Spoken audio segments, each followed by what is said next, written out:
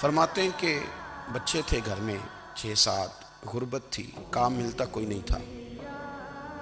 اور میں کام چور نہیں تھا, کام ڈھونڈتا تھا, پر اللہ کی قدرت کے کام نہیں ملتا تھا.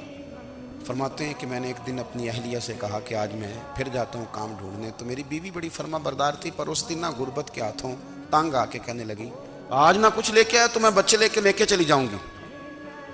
شیخ فرماتے ہیں کہ میں بڑا پریشان گھر سے نکلا, پر میں نے صبح سے لے کے زور تک کام ڈھونڈا, کام ملا کوئی نہیں.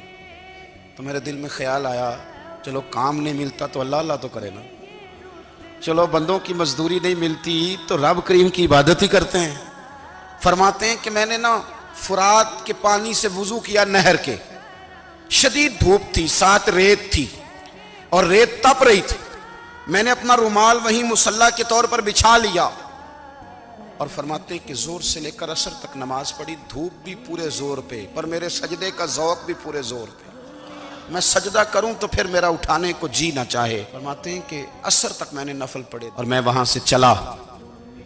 اب میں جب نکلنے لگا تو دل میں خیال آیا کہ چھوٹی چھوٹی دیواریں ہیں گھر کی, بغیر کچھ لیے جاؤں گا تو بیوی دور سے دیکھے گی تو شور کرے گی کہ پھر خالی ہاتھ آ گیا ہے.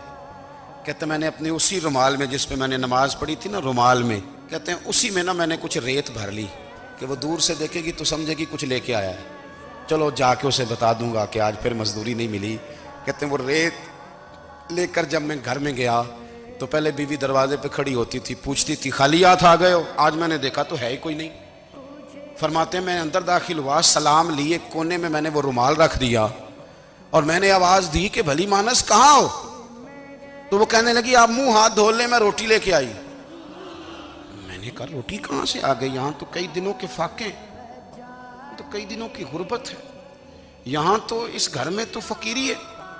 فرماتے ہیں کہ وہ روٹی لے کے آئی اور اس وقت کی جو موجودہ نعمتیں تھیں, سمجھ لیں سلاد, اچار, ہر چیز ساتھ لائی. میں نے کہا کہ بچے کہاں گئے؟ کہنے لگی وہ کھانا کھا کے کھیلنے گئے, آپ کھانا کھا لیں آ جاتے. کھانا اس نے چن دیا. میں نے حیرت انگیز لہجے میں ساری نعمتیں اپنے دسترخوان پہ دیکھ کر کے بیوی سے پوچھا یہ کہاں سے آیا کھانا؟ کہنے لگی پتہ نہیں آج آپ کس کریم کی مزدوری کرنے چلے گئے تھے, پتہ نہیں کس کریم کی, میرے گھر میں تو اتنی نعمتیں آئی ہیں کہ مجھ سے سنبھالی نہیں جا رہی, اتنا اناج ہے, اتنا گندم ہے, کس کریم کے دروازے آج چلے گئے تھے؟ یہ کہتے کہتے وہ اٹھی اور اٹھ کر کے کہنے لگی پہلے بڑا کچھ آیا تھا, اب کیا لے آئے ہو؟ اور جا کر کے نا اس نے وہ ریت والا رومال کھولا.